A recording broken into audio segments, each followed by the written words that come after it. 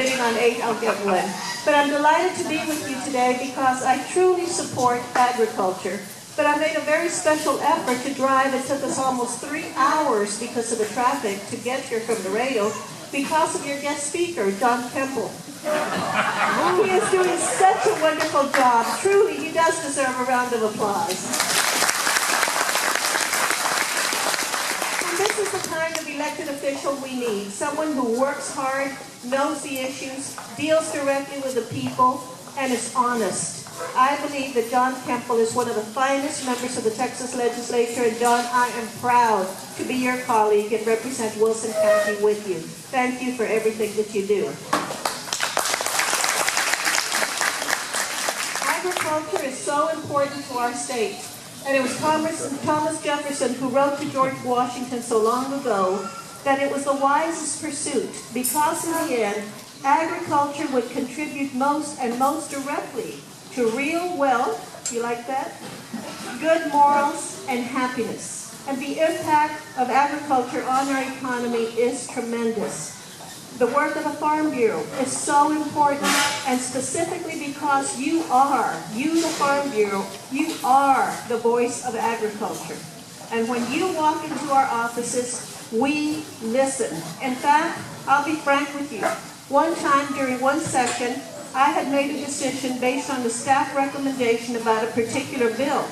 The Farm Bureau representatives in Austin and from my senatorial district didn't like my decision. And they came to meet with me. They were so informed and so persuasive. I am delighted to tell you that because of your Farm Bureau representatives, I changed my mind and my position on that bill.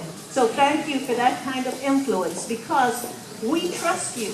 We know that you know more about your issues than we do, and that is why we listen. But we trust you because you're always so informed and always so informing, but equally persuasive. Very persuasive. You know how to use your charm in the halls of the Texas legislature, and for that we thank you. I'm particularly grateful that you are at the forefront of all the issues related to the Eagle Ford Shale. Did you know that in our senatorial district we have the majority of the production, the majority of the rigs, and the highest producing counties, all in our senatorial district? Our senatorial district now goes from Laredo to Starr County in the Valley, to San Patricio County in the Port of Corpus Christi, to Travis County. Formula One is in our district. Back to pick up part of San Antonio and down to Laredo. Can you believe that? That's our senatorial district. 800,000 people. And the Eagle Ford Shale and Formula One in the north impact our economy so much, creating jobs and reaping many benefits for our families. But at the very same time, there are problems associated with those benefits. And we have to recognize that if our problems are interrelated, our solutions must be interrelated. And those problems relate to infrastructure, including transportation and water, health, housing, education, every issue that you can think of. I'm also delighted that you're at the forefront of passing Proposition 6. Please do everything you can to motivate all of your members to take at least 10 people each to the polls, to vote early between October 21st and November 1st, or on Election Day, November 1st. We need to pursue that kind of legislation and future legislation, such as in 2014 when we vote on the transportation proposition. We will need your leadership to be at the forefront of that too. During the interim at hand, I hope that we will work together to plan a better future and that we can identify the real issues for the legislature that convenes in 2015. I'm delighted to tell you that I'm not on the ballot this time because I have a 4-year term, so I'm here to say hello and to interact, not to ask you for your vote. I'll do that in 2016 when I'm back on the ballot. But as we plan for the future, please share with us your ideas. At this point in time, I've already passed 33 water and water-related bills, all supported by the Farm Bureau, many of them dealing with soil and water conservation. But it is because of you, the members of the Farm Bureau, that I have pursued that agenda, and for that we thank you. I hope that you will continue to excel in your leadership and to always continue to devote yourselves to opening doors for those that will follow, and especially being the strongest voice possible for agriculture. My prayer for you is that the Lord will bless you and inspire you to excel, to succeed, and to enjoy real wealth, good morals, and happiness. Thank you for asking me to be with you tonight. And for most, make those dreams into reality. Free Enterprise helps people reach their dreams, and I'll be persuading you just that by using 3 of the 5 basic principles of the Free Enterprise system. My first reason will be the open opportunity. My second, the private property rights. And third, the voluntary exchange. Let me begin with my first reason, the open opportunity. How many of you know a man named Bill Gates? Mr. Gates had an interest. He was hooked on technology, and after college, he began creating a software like no other. With much determination and business strategy, he became the richest man alive by building the world's largest software business, Microsoft. Jonathan Enfate's definition of open opportunity was the ability for anyone to enter and compete in the market out of free will or interest. Bill Gates had enough interest in technology to reach his goals. He used the Free Enterprise system and the open opportunity to do so. Open opportunity allows citizens to dream high and with enough determination, make those dreams into reality. My mother had the same determination and interest to start her own business. She went to school and got her license to be a cosmetologist. She opened up her privately owned business in which she receives 100% of her profits. She chose to be self-employed, and with the Free Enterprise system, she opened up her very own shop in 2000. Private property allows her to choose how her business will be run. This brings me to my second reason, the private property rights. At the Texas Farm Bureau Youth Leadership Conference, I met a man named Dr. Ron Trowbridge. He taught us a few things about the Constitution and told us to remember one thing, private property rights.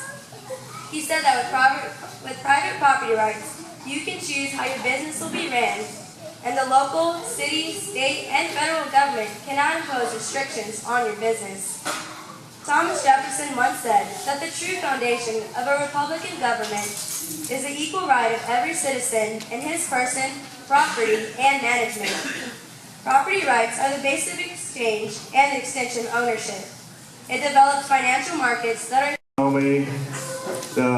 State Representative, House District 44, comprising of Guadalupe and Wilson counties.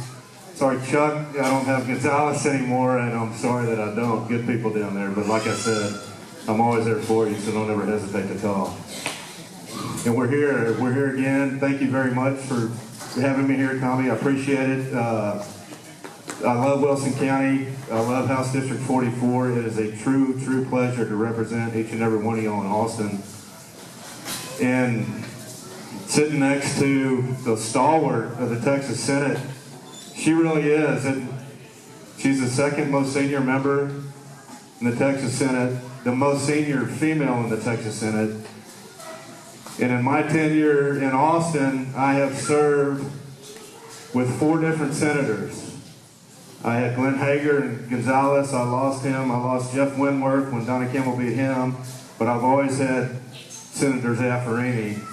We may not always agree, which nobody up there ever does, but I can promise you, we always work together, and we always help each other, and we're always willing to talk, and that's the truth. And there's times when I call her and I'll just say Z from now on. She'll get tired of me calling her, but I affectionately call her Z, because have you ever tried to say Zaffirini? It's a long name, and when you're texting her, asking her to do something for you, and you go Z-A-F-F, and it goes autocorrect, and it throws it back, so I just go Z. But we do love you. Thank you, and it is a pleasure serving with you. It truly is, and thank you for your leadership. And the other thing that we'd like to say, and I'm speaking for the senator as well as myself, we are not Washington, D.C.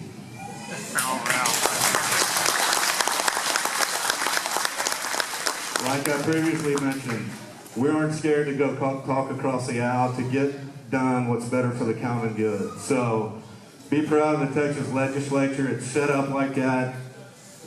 You have friends on both sides of the aisle. You have allies on both sides of the aisles. You don't always agree, but you always agree that there's a positive outcome at the end of the road, and we've done a good job of that, and I will defend that practice as long as I serve. Just to get in tonight, I'd like to talk about, they'd say talk about anything 15 to 20 minutes. I was going, 20 minutes, that is forever. I may never get another vote if somebody has to listen to me for 20 minutes. So anyway, real quick, I'm going to get in. I'll go a quick state of the state, what we did in the 83rd legislature. I'll give you an idea of what's coming up in the primaries. And then I'm going to say the best for last, which is Prop 6. And it is really important, and I'll get into that. State of the state, we walked into the 83rd Texas legislature last January. A lot different than it was in the 82nd when we went in January 11. Y'all can remember we were in the middle of a bad recession, the Great Recession they called it. We walked in to a $27 billion budget deficit. $27 billion, humongous. The biggest state of Texas has ever realized. We handled that and it made some of the hardest decisions I've ever had made in my entire life. Look people in the eyes and tell them that we were cutting them. Knowing in my gut that it was the right thing to do, hardest thing I've ever had to tell anybody. Coming out of that, I think we were in a perfect spot in the 83rd. Those hard financial decisions we had to make. Coming into the 83rd, we had an $8 billion surplus. And I'll tell you right now, it is a lot easier to govern and manage. And she's laughing, looking at me. She's been through a lot of these things. It is a lot easier to govern and manage when you have a surplus of money. And we did. We passed, I think, one of the truest, best budgets that we have in a long time in the state of Texas. We paid past bills that we had deferred to this legislative session. We passed a balanced budget, which we have to in the state of Texas. We're constitutionally obligated, unlike Washington, we are constitutionally obligated to pass a balanced budget. Matter of fact, that's the only thing we have to do when we go to Austin, is pass a budget. We could pass SB1 or HB1 and walk out and we'd be done. Some people think that's the best way. We meet 140 days every other year. Some people think we should meet 2 days every 140 years. And sometimes I agree with them. So anyway, passed a fantastic budget. In that budget, we put 7.1% back into public education from the previous biennial, which was huge. We funded enrollment growth fully. So going forward, public education has got their money, is going to be strong. I think most significant thing we've done, I don't know if you've heard about it or not, if you've got children in high school or soon to be in high school, we passed House Bill 5, which is one of the most significant pieces of education reform, if not the most significant, that the state of Texas has ever passed. We've gotten away from the end-of-course exams, the 15 end-of-course exams, that all these kids were spending all their time getting taught up to pass these tests. We reduced that from 15 to 5, and we gave these kids 6 different routes to get through high school, to get a high school education, which is the most important thing in the world. Face it, not every kid was ready to go to college. We gave, if they want to go to an agriculture route, they got that way. If they want to go the STEM route, they go that way. If they want to go to medical route, they can choose that way. I think that's so significant what it's going to do for our education system going forward. We really embraced every kid in high school now. I think we've taught or touched everyone. We're going to touch everyone right now going forward. They're all included, and they're not going to feel left out if they didn't want to go to college. Face it, not everybody wants to go to college. We walked in, the speaker told us he had 4 priorities. One being education, what I just talked about. The other 3, transportation, transparency and truth in budgeting, ending diversions, and last but not least, water. On day 1, Speaker Joe Strauss told us that was one of his 4 most important deals. And it turned out to be great, and I will get in, I'll say that for a little bit later because that's what we need to end on. Transportation, another thing with Senator Zaffirini is on the interim transportation committee in the Senate, and they just recently this week had approved proposed to the Legislative Budget Board another $250 million to be put back into the energy sector. And I think, is that all Eagleford, or is that just statewide energy? Energy impacted, okay, statewide. But anyway, that's on top of what we appropriated during the session, which was in the ballpark of, I think it was $450 million. Is that right? Energy statewide. So we are paying attention to what's happening down here to our roads. The proposed money, the $250 that's in the LBB's hand right now, I think there's six projects in southern Wilson County that are on that list. And we all know that southern Wilson County needs it. Matter of fact, all that House District 44 needs it right now. So we understand that. That's in the works. We're paying attention to it. We are representing the interest down here. Y'all got, like Z said, I mean, she represents the heart and soul of the Eagleford Shell, and we're a part of it. So we do have great representation up here right now. So transportation's going forward. We'll have a big job to tackle in 2015 when we get back in the 84th due to statewide transportation. I won't concern y'all with that right now because it is going to be a bear when we get there, but that's fine. Moving on into where we are, we really did have a great session, one of the best ever, and like I said, it's due largely to strong conservative fiscal decisions that we made in the 82nd going to the 83rd, put us in a great position where we are now today.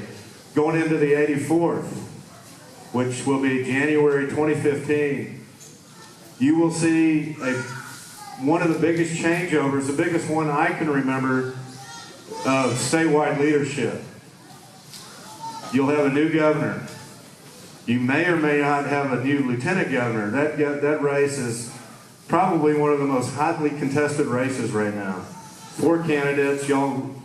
I know Todd Staples has been down here plenty of times. Governor Dewhurst is running again. Dan Patrick and Jerry Patterson, who's the land commissioner, in a big race. Not only those two, you have the 2 highest offices. You'll have a new attorney general. You'll have a new comptroller. You'll have a new ag commissioner. You'll have a new land commissioner. And one of the 3 railroad commissioners will be new. So you will have the biggest turnover that we have seen. I've never seen it. Have you, Senator? No. So that's what we're looking forward to going in. We've been on a great path. They're great candidates there, but it's always, change is new. We don't always talk about, I represent a largely German district, and they don't like change. I always say, how many Germans does it take to change a light bulb? None. Why does it need changing? So anyway, just throwing that in. But change is coming, so be prepared. It's going to happen. It will happen. Moving forward, Senator Zaffirini is laughing. She mentioned that, just kind of the climate of the Capitol, it's coming. The Farm Bureau has an amazing presence at the Capitol. They really do. We see Russell there all the time. Tommy, the guys Gonzalez come up, Gary and them come up, see me from Guadalupe County. You always know when the Farm Bureau there. It's an amazing day. You always do, because the halls are packed. Y'all carry a big stick and carry a big voice. And I'm proud to say that I'm a proud Farm Bureau member, and as long as I'm around, that same voice will be shared with that legislation. And that voice being shared segues me into agriculture and Prop 6. Agriculture in the state of Texas, there are 247,500 farms and ranches in the state of Texas, covering 130 million acres. Let that sink in. 1 out of every 7 jobs in the state of Texas is ag-related. Agriculture cash receipts in the state of Texas average $20 billion a year annually. Those are big numbers. Those are huge numbers. In Wilson County, there's 2,570 farms and ranches covering almost 500,000 acres. Again, we narrow it down. Huge impact of Wilson County, huge impact of Guadalupe County, my house district. Cash receipts in Wilson County average around $50 million a year, so a big, big part of the local economy. And I bring this up, agriculture, not only important to the state, important to our House district, the Senator's Senate district, it's all dependent on water. Every day there's 1,000 people that move to the state of Texas. Every day. And our water supply is expected to decrease 18%. And I'm going to get a little doom and gloom on you right here, but I'll pick you up at the end, I promise you. Water supply is expected to decrease 18%. And at the same time, that 18% reduction, the demand's going to increase 27%. So the math obviously doesn't match up.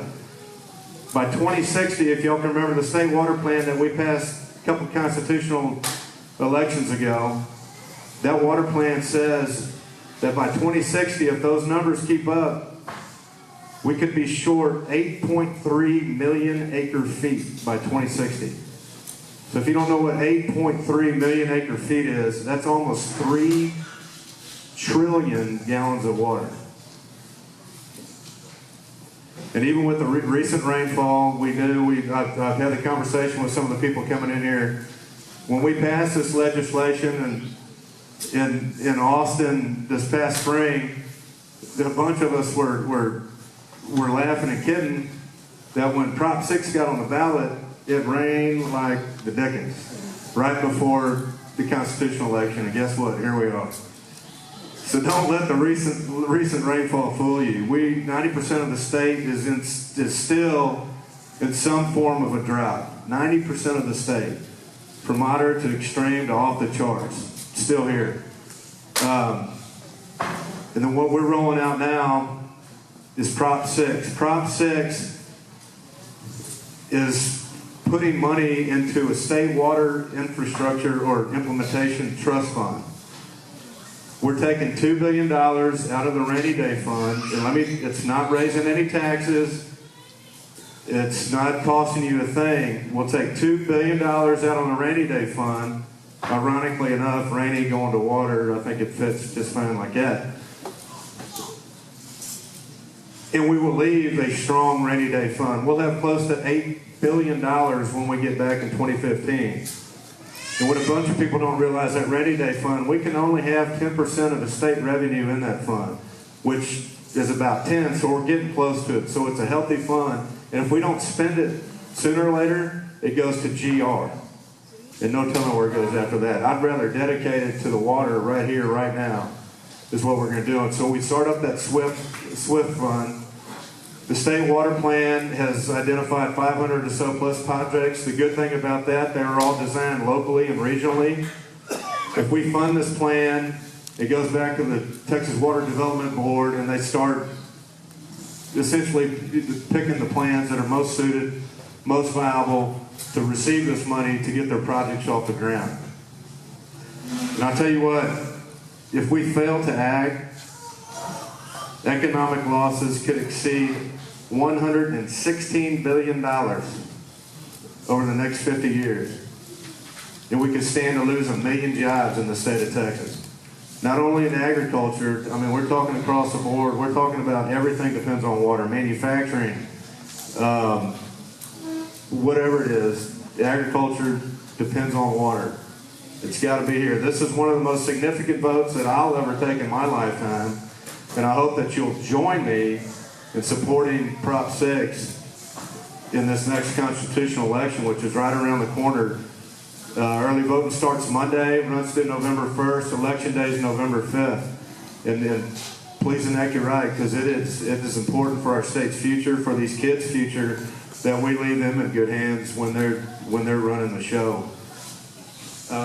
Again, the Farm Bureau is always welcome and always have a friend in Austin as long as I'm there. And unlike Senator Zaffirini, who drew a good straw, a 4-year straw, state representatives get to run every 2 years. So I am up in March, and I will ask for your vote right now. Again, thank you. It's always a pleasure being here. I enjoy my time. Know that I'm one of yours, homegrown boy from this part of the world. Doors always open, phones always ready to be answered, helping with the problem, whatever it may be. Again, thank you for sending me Austin and representing the best House District in the state of Texas, House District 44. God bless each and every one of you, and God bless this great state of Texas.